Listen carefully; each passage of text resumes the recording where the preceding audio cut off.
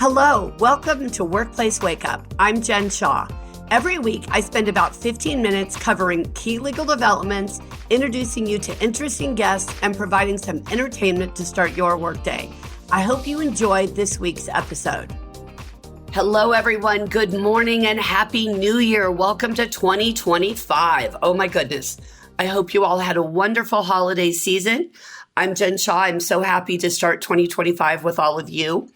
Today, we are going to talk about some key human resources resolutions for 2025. I know that for many of us, the new year is a time for us to set personal goals and come up with things that we want to achieve in the next 12 months. Think about what we did last year, what we want to accomplish over the next couple of years. There's always a lot of strategic planning going on in the HR department.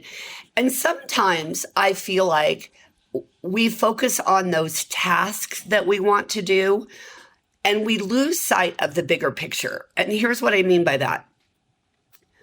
When you are an HR professional, and again, that may mean you're an employment lawyer, it might mean you're a manager of a business, it might mean you're an owner of a business, or you may actually be literally an HR professional in terms of having a license, being certified, having a degree, etc. When we talk about human resources professionals, you have two main responsibilities. One is the day-to-day, right? How do you hire people? How do you evaluate their performance? How do you make sure they're being paid properly? How do you make sure everybody takes required training? How do you make sure that everything is documented when someone takes a leave of absence? How do you make sure that accommodation requests are properly evaluated? And then there's the more esoteric, but just as important culture issues, right? What kind of a workplace do you have? How do you drive it to be more professional, more respectful, more growth oriented for individuals where they feel that they are becoming better at what they do? And those culture sort of philosophy, sort of big picture concepts can sometimes get lost when we are so busy with the day-to-day, right? For most HR folks I work with, you're not sitting around eating bonbons, right? You have 47 things to do in a day where you could not possibly have enough time to get them all done. So you're constantly juggling and trying to figure out what the focus should be, how to make sure you're getting everything accomplished. So it is difficult to pull the lens back sometimes and think about, all right, what's the big picture? What am I actually driving? So a couple of things I want to talk to you about here today in terms of those big picture items that I want you to think about for 2025. The first one is transparency. And I want you to think about the fact that even though most things in human resources are confidential, right? We don't reveal to coworkers why somebody is on a leave of absence. We don't talk about somebody's medical issue or status as a victim of a crime or the fact that they lost a relative and they're on bereavement leave. We don't usually drive those conversations, right? Now, employees may disclose that information themselves, but we're always focused on confidentiality.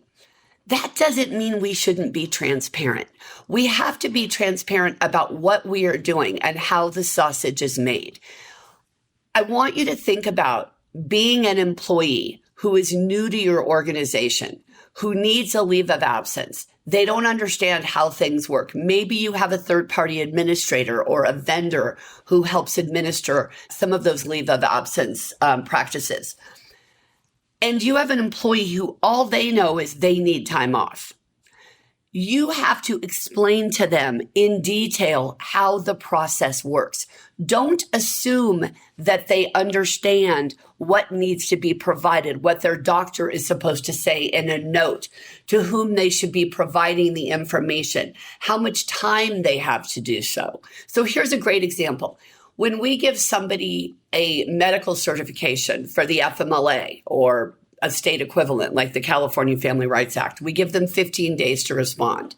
But what you can tell them is, get this back to me ASAP. The quicker you get it back to me, the quicker I can process your leave request. You've got to return it within 15 days, but you don't need to wait 15 days.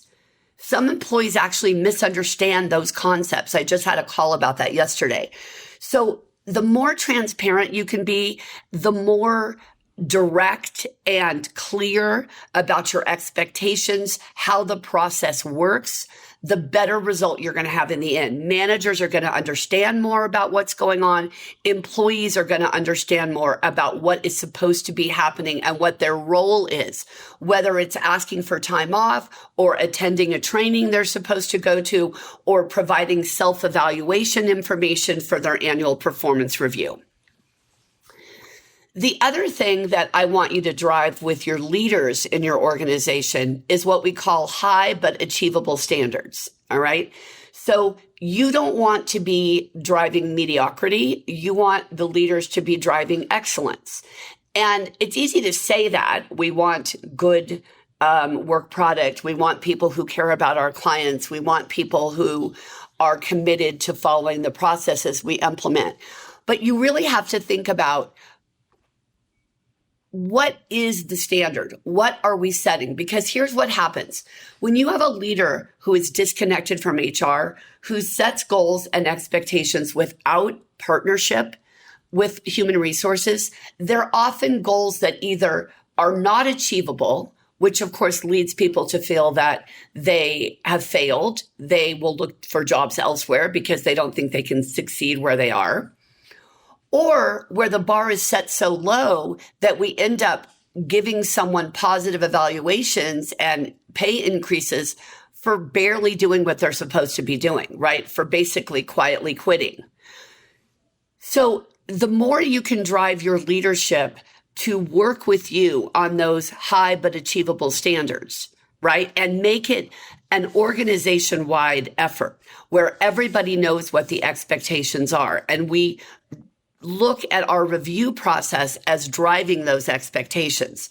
That is a critical part of effective leadership for those managers and supervisors. And it's critical for your ability in human resources to defend the decisions they make. So if you can understand why they set the goal the way they did, you will be able to understand what to do when an employee doesn't achieve it, or when they do achieve it and they need to get to the next level, and maybe leadership hasn't recognized that yet. Another big picture item I want you to think about is gratitude. Being grateful for what employees are doing and driving gratitude within an organization. Now, some people misunderstand me when I talk about gratitude as, well, you should just let everything go. Don't hold employees too accountable. Employees don't want to work as hard these days, so you just have to accept that. That is not what I'm saying at all. What I'm saying is be grateful for the employees who are working hard, who are doing what they need to be doing, and find a way to reward them, find a way to drive that approach and that commitment to doing their very best work. Because when you do that, and when you show leaders how to do that, it will inevitably increase efficiency, productivity, retention, recruitment, all of the things that we talk about. And as we all know, many managers and supervisors are promoted not because they know how to lead, but because they know how to do the task at hand, right? They have expertise. They are brilliant at doing what we need them to do.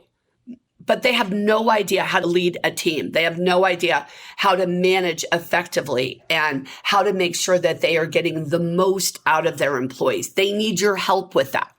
They need HR to help drive that process. So when we talk about how to create that sort of a philosophy and that sort of an approach, the way you do that is by really driving that gratitude and making sure that everybody understands what the expectations are and the value of achieving them. The last thing I want to talk to you about is empathy. One of the things that we can lose when we are too focused on tasks and responsibilities and getting things done. And we've heard it all. Okay. We've heard every excuse in the book. We will often look at situations with employees with a cynical eye, right? We'll look at it and say, yeah, I'm not buying that. I'm not buying that story. I don't think it really came down that way. I don't think it really happened in the way the employee is describing. I don't think they've really lost their grandfather for the 4th time this year, right? They're taking bereavement leave for the same person over and over again. This doesn't make sense. We have to be careful that we don't become so hardened and so cynical in those perspectives that we lose the ability to show that empathy and to really sit down with employees and understand what's going on. Look, people are going to take advantage. There are going to be problems and you will deal with those.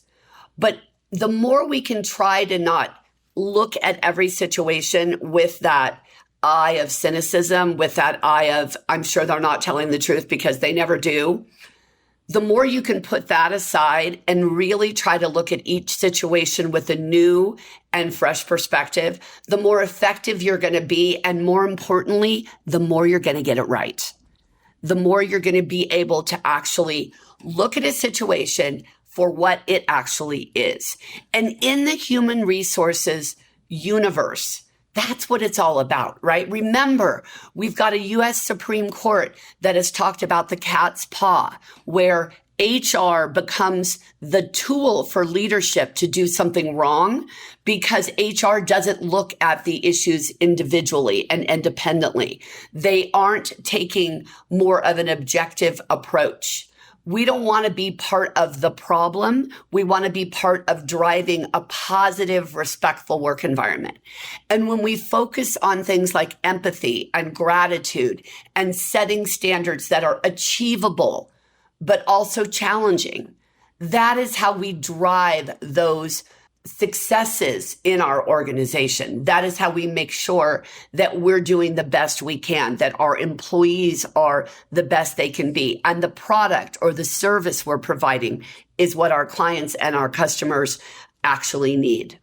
So thank you so much for joining me here today, everyone. I'm looking forward to a wonderful 2025 with all of you, and I will see you next time. Workplace Wake Up, including our guests and hosts, do not provide legal advice in this podcast. Do not act upon any of the information discussed in this podcast without first consulting a licensed attorney in your jurisdiction. If you enjoyed this episode and would like to spread the word, please share it with others, post about it on social media, and/or rate and review it. You can also follow us on LinkedIn, Twitter, and Facebook, and email us at info@shawlawgroup.com.